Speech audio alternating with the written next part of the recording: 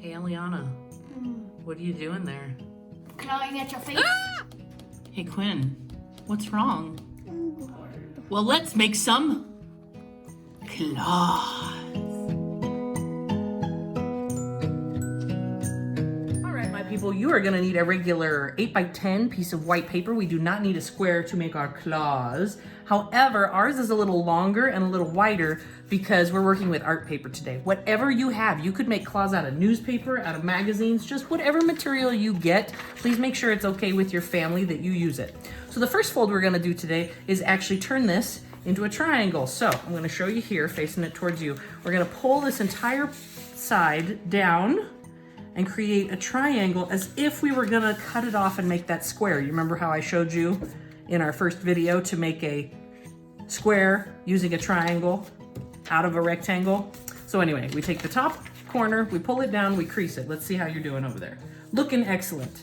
The next thing we're gonna do is we're gonna take this point that we just folded and fold it over itself to half it into another triangle. So again, we're gonna take the point, we're gonna fold it across the crease that we just made, pin it down, and create a smaller triangle. Yes, you got it, Quinn. Like a house. If you're looking at it this direction, it looks like a house now, which is perfect because our next fold, we're gonna actually show it as a house.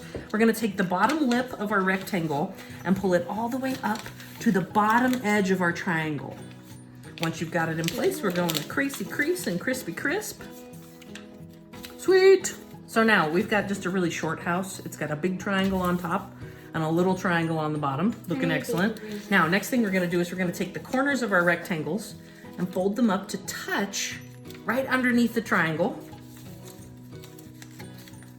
just like this. So it's almost like we've got two arrows on the sides, a small skinny rectangle, could be a boat, or a diamond. If you've got a diamond, my friends, or an upside down diamond, if you're looking at it this way, you are doing it right, okay? Next step we're gonna take is we're actually gonna take this whole bottom section, our long rectangle and our two small triangles, and fold it up and over what we had. So now we literally have just a triangle left, but it's got this little lip underneath it, right? Looking good? Looking good. If it's not perfect, it's not a big deal. And listen to all those crunchy crisps. Crunchy, crunchy. All right, this next portion is actually the hardest part of it, and if you can get it, you will be able to make the claws, all right?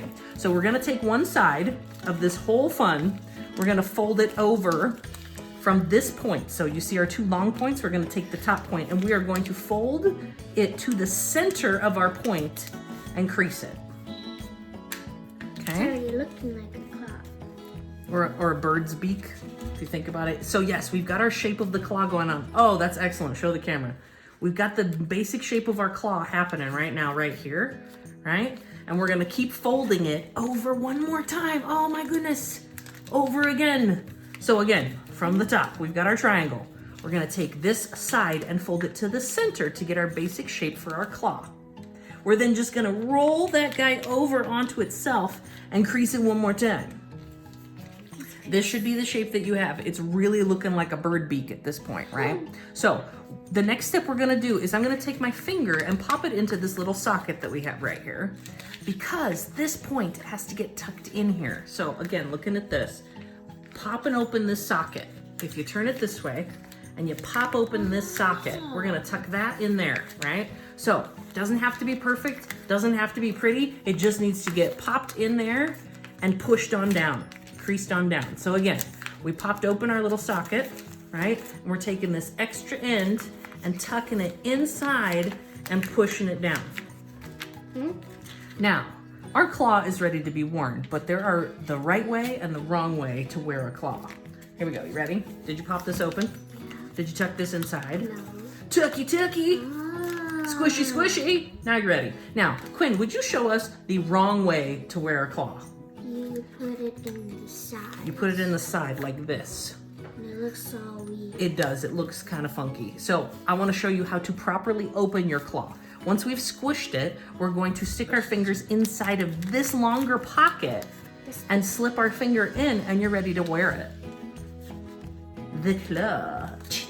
the claw. Now, when I was a drama teacher, you guys, I actually used these in a play called The Jungle Book. So if I have any of my old NDA friends watching, I hope you remember these with fondness. I had a student teach me how to make these for The Jungle Book so that we could have all of the predator creatures wear these as their costume. And some of them had even colored them orange and black because they were what creature? Do you remember? No.